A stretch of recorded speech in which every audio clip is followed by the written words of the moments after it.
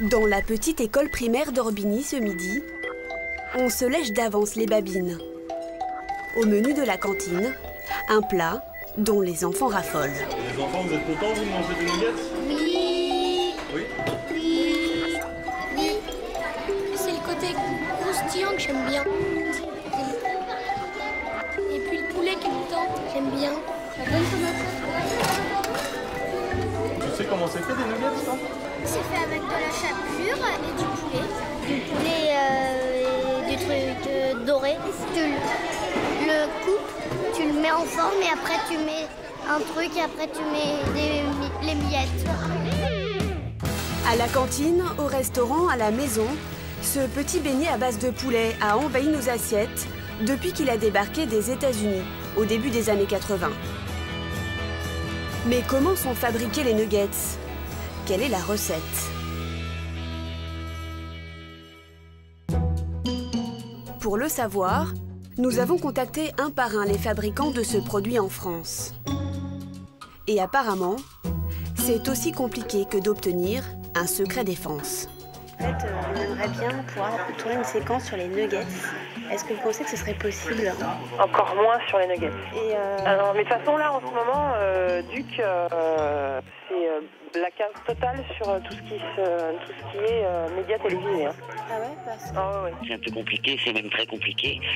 Donc voilà pourquoi je ne vous ai pas recontacté, mais je ne pense pas que ça puisse se faire en l'état. Vous ouvrez jamais vos portes Ah non, jamais. D'accord. Jamais. C'est ce qu'on me demande d'appliquer en termes de politique de communication là-dessus. Voilà. Il n'y a même pas moyen d'avoir juste une interview de quelqu'un Non plus. Non. Désolée, j'espère que vous arriverez à trouver une porte qui s'ouvrira. Une seule usine a fini par nous ouvrir ses portes après 3 mois de négociations. Celle du plus gros fabricant de nuggets en France, l'américain Cargill, fournisseur de McDonald's. C'est dans cette forteresse hautement sécurisée, à quelques kilomètres d'Orléans, que nous sommes reçus. Une visite sous bonne escorte. 3 conseillers en communication nous accompagnent. À la moindre question au directeur de l'usine, ils ne sont jamais à moins d'1 mètre, très attentifs. Oui, McDo a été effectivement le premier à introduire le nugget sur le... Et nous allons découvrir ce qui fait la fierté du fabricant derrière cette porte. Nous avons ici, vous voyez, c'est des filets de poulet. Nous travaillons avec de la viande fraîche, vraiment des blancs de poulet de top qualité qui rentrent uniquement dans la recette du nugget. Donc ici, l'opérateur qui est là contrôle l'absence de corps étrangers. Donc par exemple, s'il y a un petit os, il va le voir. Il va vérifier tout le bac? Non, c'est un échantillonnage que l'on effectue sur chacun des lots qui arrivent chez nous. La viande est ensuite hachée et marinée avec de l'eau, du sel et des épices. Dans les épices qui sont utilisées, vous retrouverez du poivre, vous retrouverez un peu de céleri aussi également, et d'autres végétaux, je ne vais pas rentrer dans les détails, mais qui font partie de la recette du nuggets de McDonald's. Une recette secrète et apparemment 100% naturelle.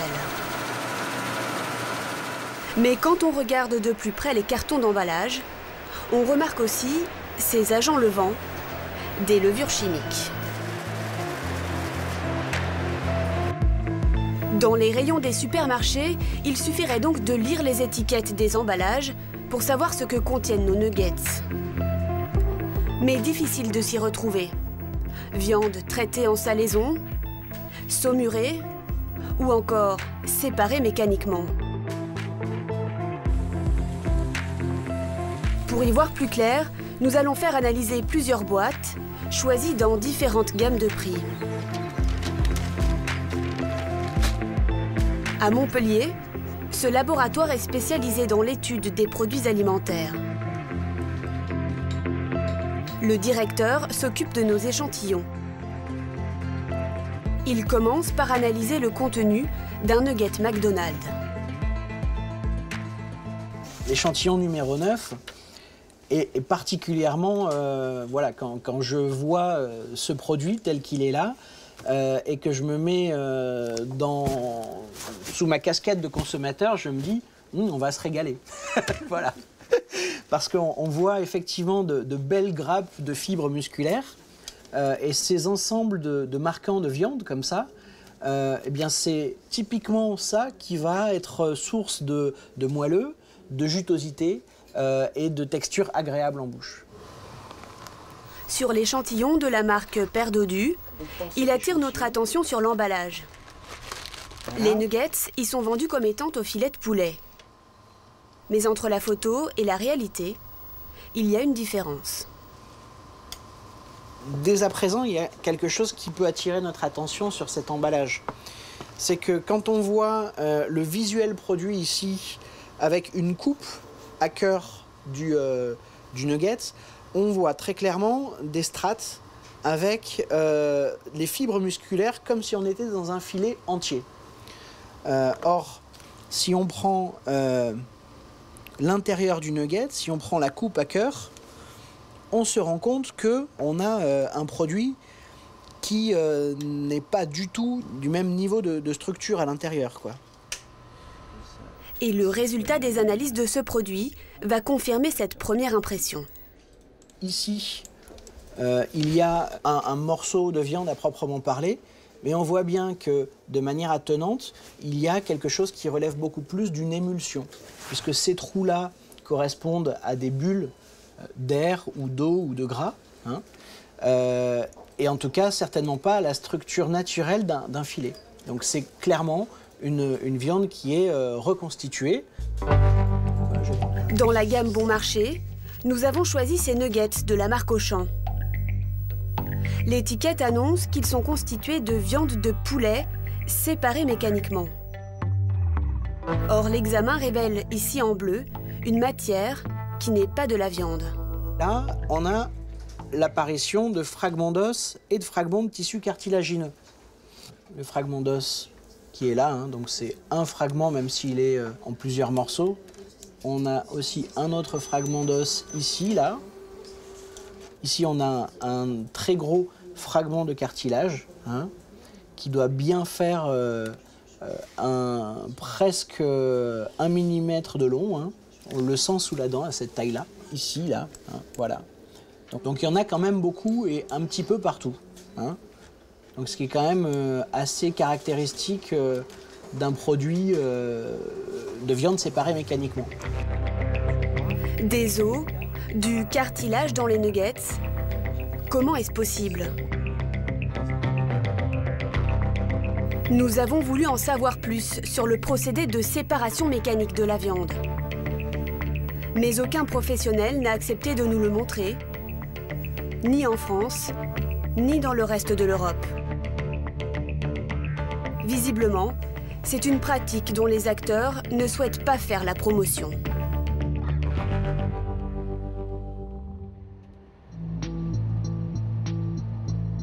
En revanche, en Belgique, un industriel a accepté de nous recevoir. L'entreprise Tecker. Sa spécialité n'est pas de séparer la viande mécaniquement, mais il en fournit la matière première. Depuis 15 ans, Hussein Tecker découpe de la volaille. Ses ouvriers prélèvent les filets, les cuisses et les ailes, toutes les parties nobles du poulet. Et tout ce qui reste n'est pas perdu. Les carcasses et les os sont destinés à fabriquer la fameuse VSM, la viande séparée mécaniquement. Voilà, vous avez juste... Donc ce sont tous les carcasses qui vont partir pour la VSM, ça. Le camion est chargé et ça part chez le client qui utilise ça. Et là, il y a encore beaucoup de viande à récupérer. Mais c'est l'os qui va être broyé et tout. Et à partir de cette viande-là, de la VSM, ils produisent tout ce qui est dans les snacks, les hamburgers, les fricadelles, et tout ce qui est ces produits-là de nuggets, entre autres. Tous ces restes, l'industriel va donc les revendre à d'autres usines pour 50 centimes le kilo, C'est 8 fois moins cher que ces filets. Il n'y a pas de déchets dans le poulet. Rien n'est jeté. Tout a une valeur dans le poulet. C'est pour ça que ça a du succès.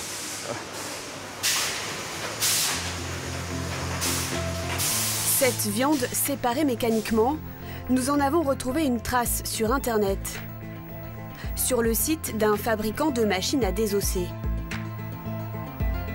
Les carcasses sont broyées pour en extraire ce qu'il reste de viande. Cette pâte liquide va finir en bloc, destinée à des usines de transformation.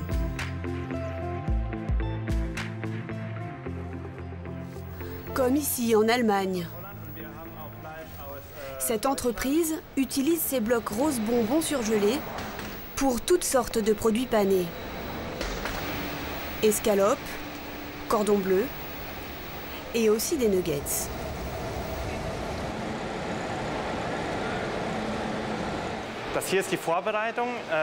Ça, c'est la zone de préparation. La viande congelée est livrée ici. Il y a différentes qualités. Elle peut être claire ou foncée, avec plus ou moins de calcium. Pour celle-ci, la qualité est bonne.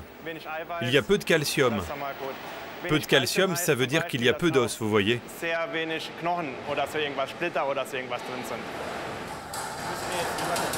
Rouven Weber est le responsable des opérations. Il va nous montrer comment retransformer ces blocs en viande de poulet. Cette machine les réduit d'abord en miettes.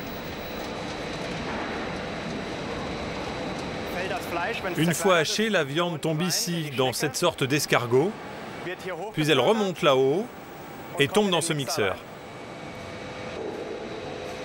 Une pluie de confettis se déverse dans ce grand mélangeur. Une pâte ramollie qui a perdu beaucoup de goût. Pour retrouver l'aspect et la saveur du poulet, l'industriel doit ajouter du sel, mais aussi des tas d'autres additifs.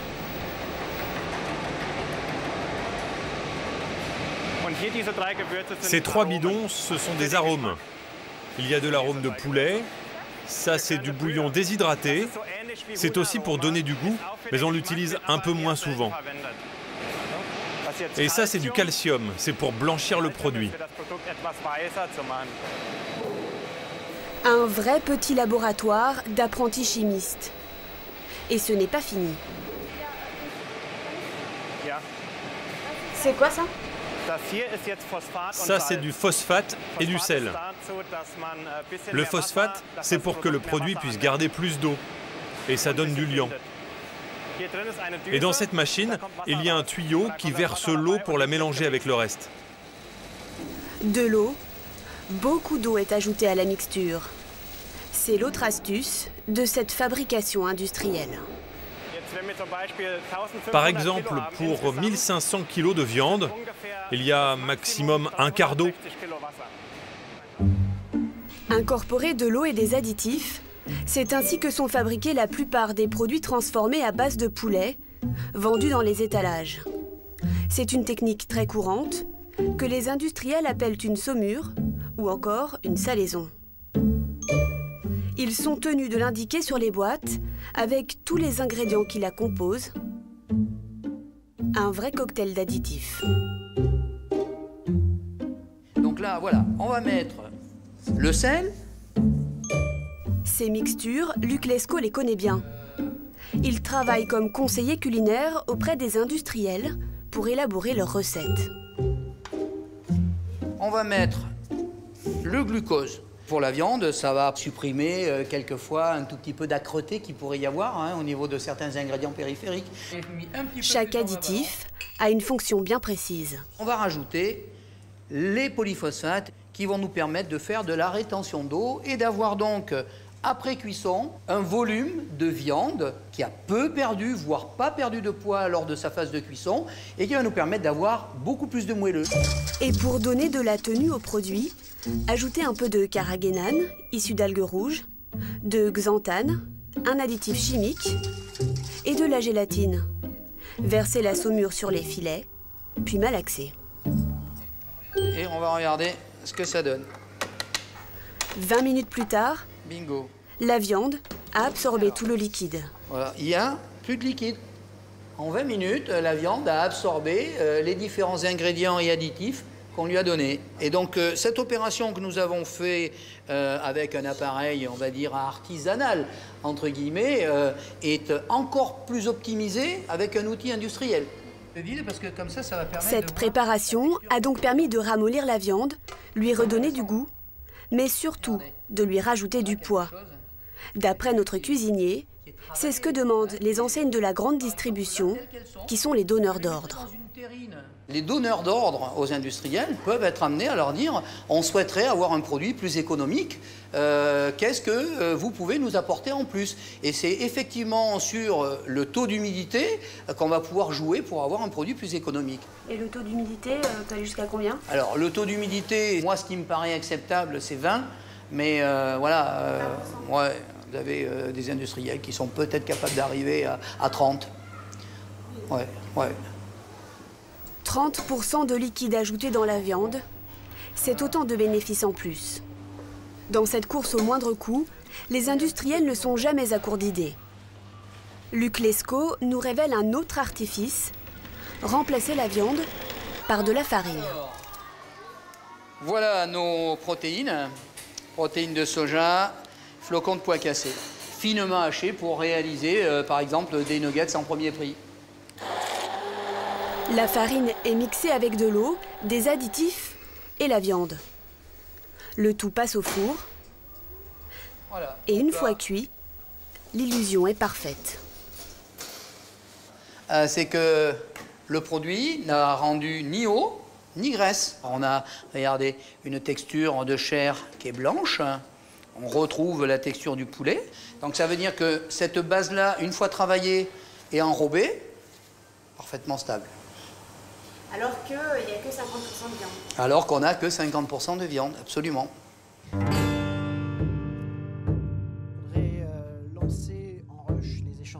À Montpellier, dans notre laboratoire, des traces de farine ont été décelées. Et même en bonne quantité sur l'un des échantillons. On en voit par exemple ici, là, où on voit très bien la structure végétale avec à l'intérieur les grains d'amidon. Mais on voit qu'il y a vraiment une proportion significative qui pourrait facilement être supérieure à 10%. Hein. Donc on n'est pas sur une petite contamination, on est dans une quantité significative dans le produit. Beaucoup de farine, mais sur le paquet, rien n'est indiqué. Le scientifique rappelle qu'il s'agit d'une fraude. C'est trompeur pour le consommateur. Donc c'est un non-respect de la réglementation sur l'étiquetage, et donc c'est une non-conformité. De l'eau mélangée à des additifs, de la farine, mais aussi des os, du cartilage. Cette course à la rentabilité ne s'arrête pas là. Elle touche aussi le poulet, qui vient parfois de très loin pour être moins cher.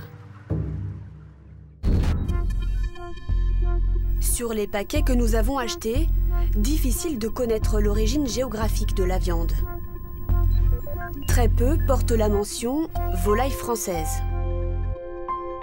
Et pour cause, près de la moitié de la volaille consommée en France est importée. Pour remonter cette filière, nous nous rendons chez ce grossiste. Cet entrepôt fournit plusieurs dizaines de restaurateurs en région parisienne. Ici, tous les produits à base de poulet viennent de l'étranger. Ça, c'est de la viande de poulet. C'est du kebab. Ça vient d'Allemagne. Donc, ici, on a des nuggets. Ça, nous, on passe par une société française, mais production Pologne. Donc ça, c'est une société qui est en Belgique. Un fabricant basé à Bruxelles. Sur ce paquet, son adresse et son numéro de téléphone. Nous prenons rendez-vous avec le directeur de l'entreprise. Allez tout droit, puis restez sur le fil de droite. commence un voyage qui va nous conduire dans plusieurs pays d'Europe. L'entreprise n'est pas installée dans une zone industrielle, mais dans ce joli quartier résidentiel, en périphérie de la capitale belge. Ce n'est pas une usine. Bonjour, ça va? Mais un siège social. Une société sans salariés, juste 2 associés. L'un d'eux, Mahfoud Hassaini, nous présente sa gamme de produits, dont les fameux nuggets. Donc le crispy strip tender, crispy filet. Vient après le nuggets et le chicken burger. Ça, c'est les produits numéro 1 en vente sur ces 2 produits-là. Sa société vend 10 tonnes de nuggets par semaine, principalement sur le marché français. Il a fait le choix de n'utiliser que du filet. Et pour réduire les coûts, il sous-traite toute sa fabrication. Donc ces documents-là, ce sont des dossiers en cours avec des fournisseurs, des abattoirs, des fabricants, avec qui on est en pourparlers, je dirais. Les fournisseurs de ces produits ne sont ni en France, ni en Belgique, mais aux 4 coins de l'Europe. Pour les nuggets, il faut quitter Bruxelles et parcourir avec lui 500 km, direction l'est de l'Allemagne. On y est. Cette entreprise fabrique des poulets panés pour une 50aine de marques en Europe. Bonjour Mahfoud. Comment ça va? Bien? Tu as fait bon voyage? Le succès de la société ne tient pas uniquement au caractère jovial de son directeur. Ralph est capable de réaliser toutes sortes de produits, comme ces nuggets, en forme de donuts. Et il s'adapte à toutes les demandes de ses clients.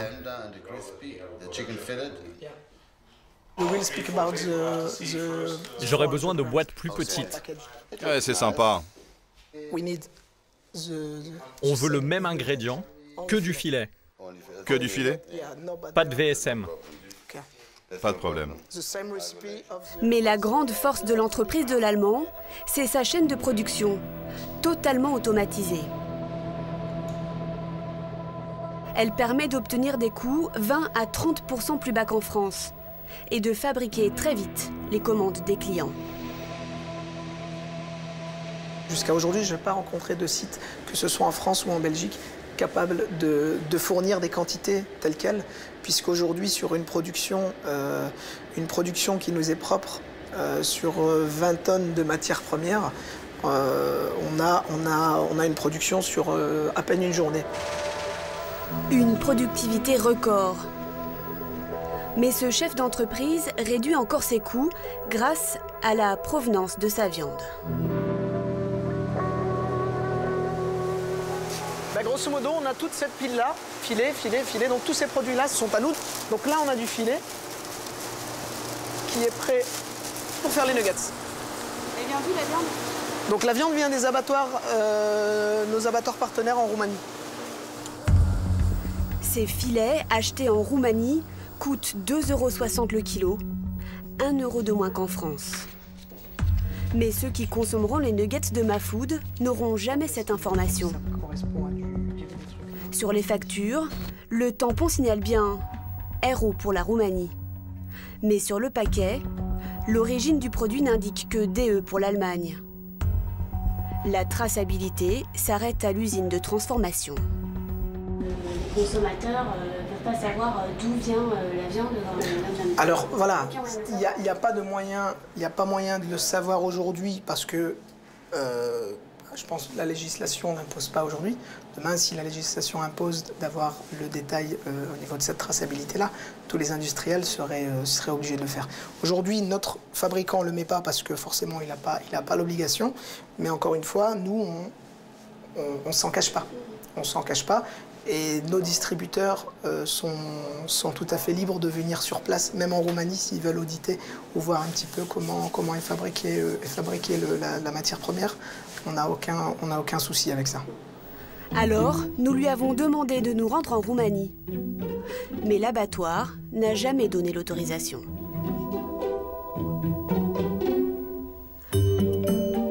De la viande achetée en Roumanie, transformé en Allemagne, stocké en Belgique, avant d'arriver chez le grossiste en France.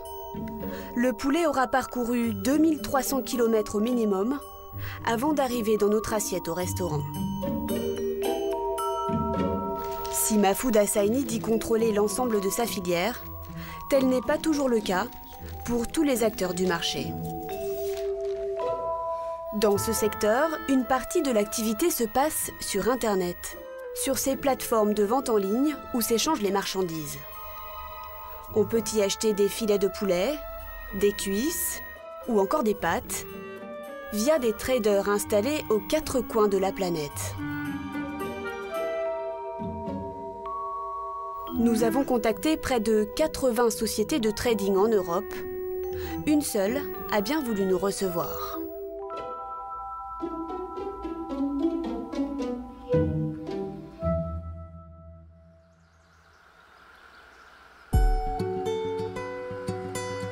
Elle est installée en Pologne, à 300 km de Varsovie, en pleine campagne.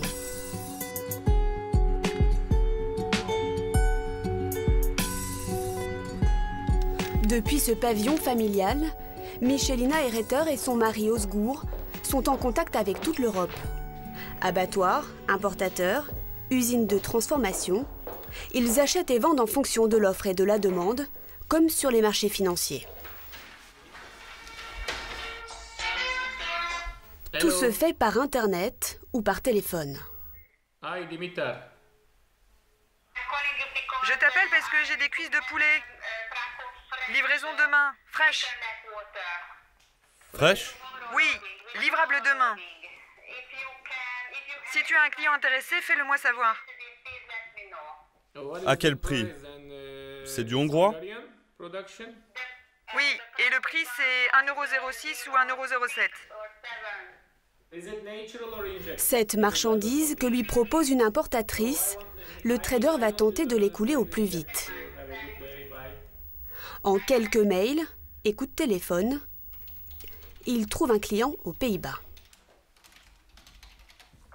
Peut-être, pourquoi pas. Si je peux en prendre 3 tonnes, j'achète. Je te confirme ça. Merci. Je vais vendre, mais que 3 tonnes. Toutes les transactions se font sans jamais voir la marchandise. Seul contrôle, parfois, la photo du produit, comme ses filets. Je demande au fournisseur de faire une photo. Il me l'envoie et je la transmets à mes clients. Elle a l'air bien, celle-là? Celle-là, oui, ça me semble bien. Selon moi, c'est bien. Mais parfois, le trader tombe sur des produits dont il ne connaît pas vraiment l'origine. Ça vient d'un fournisseur aux Pays-Bas. Mais j'ai l'impression que c'est de la marchandise brésilienne. Comment vous savez que c'est brésilien? Parce que cette société, je sais qu'elle en importe. Je pense que c'est du brésilien. Le poulet brésilien, sur les marchés européens, c'est un peu la star du moment. Car aujourd'hui, il est l'un des moins chers au monde. Le Brésil. En 10 ans, le pays est devenu le nouvel Eldorado du poulet. 3e producteur mondial, 13 millions de tonnes de volailles chaque année.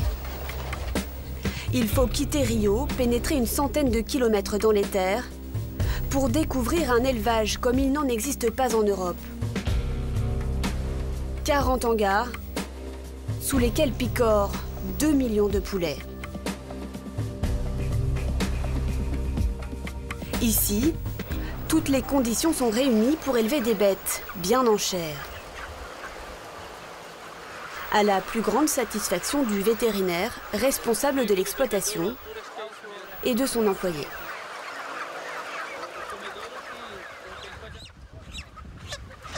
Il pèse combien, celui-là? Celui-là pèse 3 kilos. Et il a quel âge? Il a 39 jours. Il est bien potelé? Oui, il est bien potelé. Et comment font-ils pour grossir aussi vite? Ce qui leur permet de grossir, c'est qu'ils ont un environnement optimal. Ils sont surveillés tous les jours. On fait tout pour éviter le stress. Avec tout ça, vous avez des résultats fantastiques. Mais le vrai secret de ce poulet de compétition réside dans l'alimentation. À 20 km de là, dans cette usine qui fabrique la nourriture des volailles, des camions arrivent des 4 coins du pays pour déverser leur cargaison.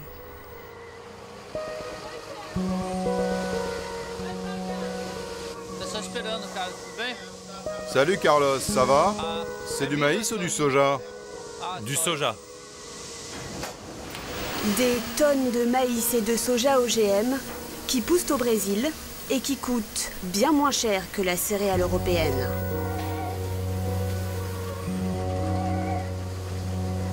Mais les Brésiliens utilisent un autre ingrédient qu'ils mélangent aux céréales pour nourrir leurs poulets. Dans ces gros sacs, des kilos de farines animales. Les farines que nous utilisons sont des farines de viande et d'os, qui sont les résidus des abattoirs de bovins. Il y a aussi des farines qui viennent des restes de volailles et qui sont autorisées au Brésil. Elles sont riches en phosphore et en calcium, qui sont des minéraux importants dans l'alimentation. Elles apportent aussi des protéines et des lipides. En plus, elles ne coûtent pas cher. Des farines de bœuf et surtout de volaille qui servent à nourrir des poulets. La pratique est autorisée au Brésil, mais pas en Europe. Enfin, pour compléter la potion magique, les Brésiliens ajoutent un autre produit également interdit en Europe. Des antibiotiques de croissance.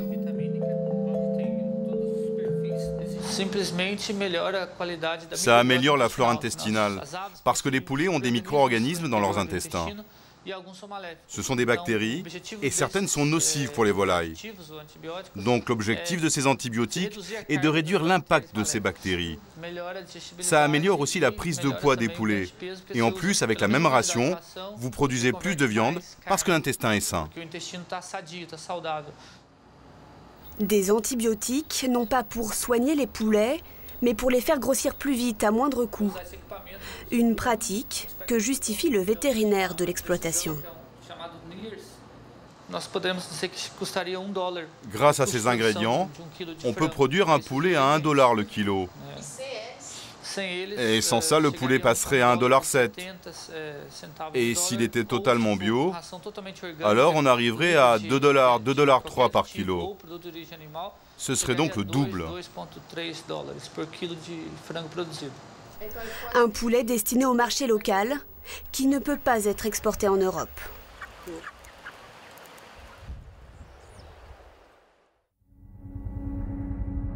En France, ces antibiotiques de croissance ont également été utilisés massivement à partir des années 70, quand les élevages industriels se sont développés à grande échelle. Intéressant d'un point de vue économique, mais inquiétant sur le plan sanitaire. Les bactéries sont naturellement présentes dans le tube digestif du poulet. Quand l'animal est traité par un antibiotique, le médicament détruit les bactéries.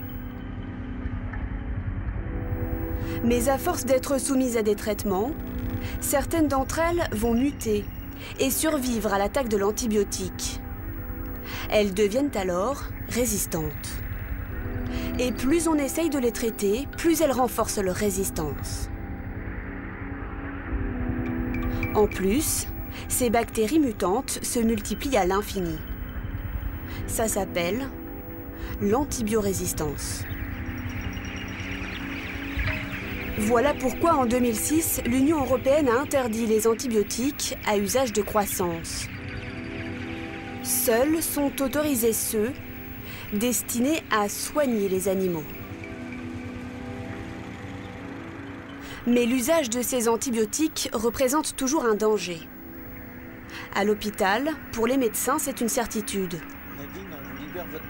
Le professeur Andremont est bactériologiste, spécialiste de l'antibiorésistance. Il estime que le poulet est une véritable bombe à retardement pour l'homme. Chaque unité, chaque poulet qui reçoit des antibiotiques est une espèce d'usine à fabriquer des bactéries résistantes. Et quand ces volailles vont être abattues, eh bien, ces bactéries de leur tube digestif vont contaminer les viandes. On ne peut pas faire un abattage parfaitement propre en dépit de tous les efforts qui peuvent être faits dans les abattoirs. Et donc, quand vous allez acheter un poulet, eh bien, il va y avoir des bactéries résistantes sur le poulet. Les bactéries résistantes se retrouvent donc ensuite dans les rayons, et en grande quantité. C'est ce que révèle une association de consommateurs. Son test est édifiant. Elle a sélectionné un large panel de filets de volaille pour mesurer le taux de bactéries résistantes. Nous considérons que les résultats que nous avons obtenus à travers notre test comparatif sont vraiment inquiétants. On voit que sur la centaine d'échantillons testés, nous avons trouvé des bactéries, Escherichia coli en l'occurrence, sur un gros quart du test, ce qui est quand même beaucoup. Et sur ces échantillons contaminés, eh bien, il y en a 61% qui sont contaminés par des bactéries résistantes à un ou plusieurs antibiotiques, ce qui est assez considérable. Et voici comment ces bactéries antibiorésistantes passent de la viande à l'homme.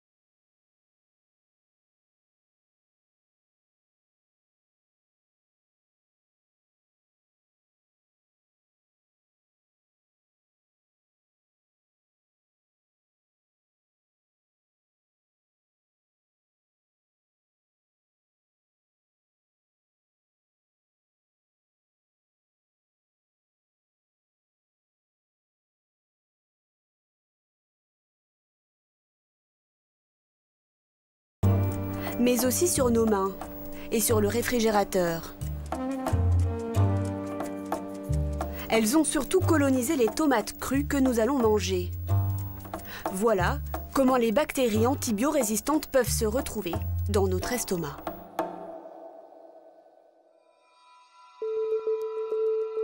Ces bactéries antibiorésistantes, le professeur Andremont en voit de plus en plus dans son service à l'hôpital. Tous les jours, il reçoit les prélèvements de patients infectés. Le bactériologiste réalise des antibiogrammes afin de déterminer quel antibiotique sera le plus efficace pour lutter contre la bactérie. Dans la coupelle, la partie granuleuse jaune qui couvre presque toute la surface, ce sont les bactéries. Vous avez cette bactérie qu'on a fait pousser sur un milieu de culture et les petits points blancs que vous voyez, les petites pastilles, correspondent chacune à un antibiotique différent. Donc on voit bien qu'autour des pastilles, la bactérie ne pousse pas. Vous voyez, la zone est claire. Donc ces antibiotiques sont efficaces, ils tuent les bactéries. Mais l'arsenal du professeur Andremont se réduit de plus en plus. Là, vous avez la même espèce bactérienne pour laquelle la sensibilité aux antibiotiques est devenue extrêmement réduite. Les bactéries, vous voyez, poussent jusqu'au contact des petites pastilles blanches. Les antibiotiques ne sont plus efficaces pour tuer les bactéries. Sur les 16 antibiotiques qu'il y a sur cette boîte, eh bien, il y en a un seul qu'on peut utiliser pour traiter les patients.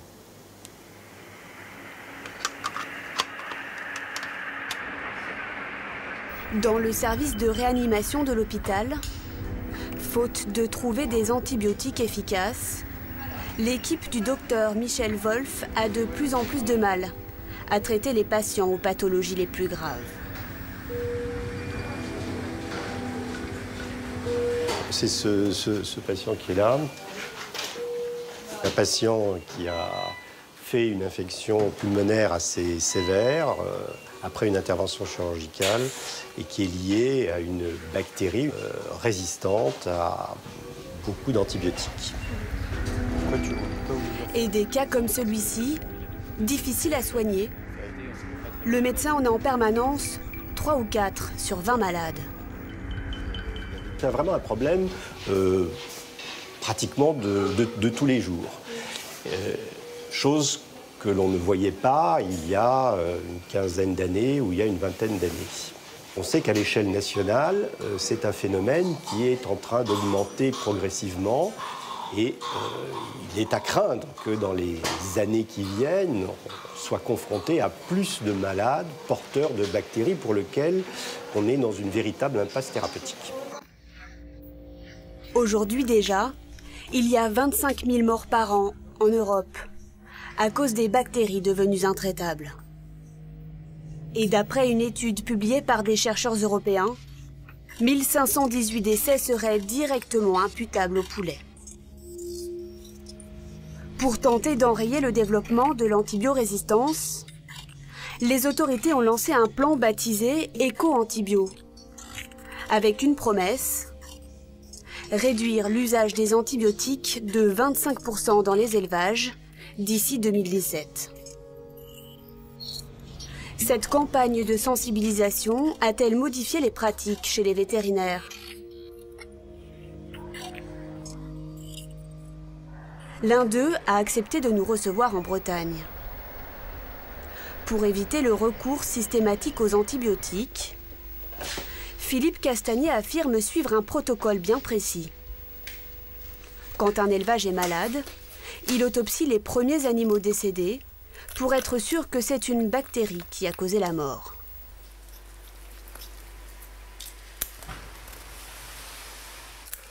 Bon, là, par exemple, on voit que cet animal-là a des lésions. Comparé à celui-là, là, vous avez un cœur normal, hein, et là, vous avez un cœur qui présente une pellicule blanche autour. Hein, c'est ce qu'on appelle une péricardite. Là, ce type de symptômes, oui, ça c'est une bactérie, quoi. Donc on va prélever ces lésions-là. Une bactérie, il faut traiter aux antibiotiques.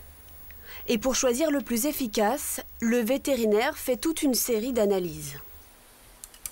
Ça fait partie intrinsèque de la démarche de responsabilité de l'ensemble de la filière, quoi. On utilise les antibiotiques à bon escient. On ne met pas à l'aveugle un antibiotique. Faut d'abord savoir ce contre quoi on se bat. Mais cette prudence thérapeutique a ses limites. Une fois l'antibiotique choisi, le vétérinaire ne traite pas que les bêtes malades, mais l'élevage en entier. Le fait de concentrer des animaux au même endroit favorise forcément l'émergence ou facilite la diffusion des maladies. Et le vétérinaire dispose d'un stock bien fourni. Ça c'est un antibiotique, ça c'est un antibiotique, ça c'en est un autre, ça c'en est un autre, ça c'en est un autre. Mais Philippe Castagnet affirme que ses prescriptions d'antibiotiques ont diminué ces dernières années. Un poulet reçoit au minimum un antibiotique dans sa vie? Non, c'est absolument pas obligatoire. C'est absolument pas obligatoire. Je peux même vous dire que maintenant, je pense qu'il y en a une majorité qui ne reçoit plus d'antibiotiques, ou pas d'antibiotiques. En tout cas, nous, on voit bien qu'à notre niveau, la consommation d'antibiotiques diminue de façon drastique, quoi. Une affirmation qui n'engage que ce vétérinaire. Qu'en est-il chez les éleveurs? Dans les exploitations, l'utilisation des antibiotiques est un sujet dont on ne veut pas parler. Mais un couple d'exploitants, dont nous préservons l'identité, nous affirme qu'en réalité, il n'y a pas moyen d'y échapper. À chaque fois, il y a un traitement. Il y a tout le temps un traitement. C'est quasiment toutes les semaines, en fait. Vous avez une bactérie qui arrive dans l'élevage. Bon, évidemment, avec la concentration, ça explose. Donc, il n'y a pas de mystère pour résoudre ce problème-là, c'est l'antibiotique. Et les fiches de suivi le confirment. Ce sont des documents sur lesquels l'éleveur consigne les traitements médicaux donnés à ses bêtes. Sur 8 mois, il y a eu régulièrement de l'amoxicilline, du Colivet et de l'OTC, des antibiotiques fréquemment utilisés pour les volailles. Des médicaments prescrits, mais aussi vendus par les vétérinaires. Un mélange des genres que dénoncent les pharmaciens. Dans son officine, Guy Barral fournit des médicaments pour l'homme, C'est des unidoses. mais comme tous ses confrères, il en vend aussi pour les animaux. Je vais vous emmener dans la réserve des produits pour les animaux de rente. Pour les volailles, par exemple, il existe l'oxytétracycline, un antibiotique, à 50% au kilo. Il s'utilise également... Mais ces antibiotiques, il n'en vend pratiquement pas. À 95% des médicaments sont vendus par le circuit vétérinaire. Donc il reste à la pharmacie 5% de l'activité vétérinaire. Et sur les 5%, ça représente même pas 1% en matière d'antibiotiques. Voilà. Ça me scandalise parce qu'il y a tant que le prescripteur vend, il y a un lien d'intérêt. Il accuse aussi les laboratoires pharmaceutiques de pousser les vétérinaires à la consommation avec des offres. Voilà, donc ce sont des conditions commerciales offrant des avantages pour l'achat et le stockage d'antibiotiques, avec des remises, des ristournes, où là, dans ce cas-là, il s'agit d'unités gratuites, c'est-à-dire que si le vétérinaire a besoin de 63 flacons, il en commande 48 à sa centrale. La centrale aura les chiffres qui seront transmis au laboratoire, qui lui fera suivre 15 flacons. C'est un encouragement à acheter des antibiotiques, ce qui pour un prescripteur revient à être un encouragement à prescrire des antibiotiques. Et ce système conduit parfois à des pratiques illégales. C'est ce qu'a découvert ce détective privé. À la demande du pharmacien, il s'est rendu dans une centaine de cabinets vétérinaires partout en France. Dans 80% des cas, il s'est fait délivrer des antibiotiques sans ordonnance ni examen de l'animal. C'est ce qu'il va nous montrer en caméra cachée. Il prétend avoir des bêtes malades. On a eu la bonne idée de prendre des poulets à la maison et on s'est aperçu qu'il y en a 3 qui éternuaient. On a appelé l'agriculteur qui nous les a donnés et il nous a dit qu'il fallait les traiter.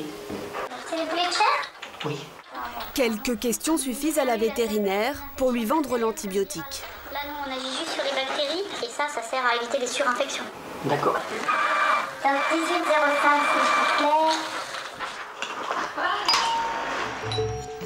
Nous avons fait le test à 4 reprises.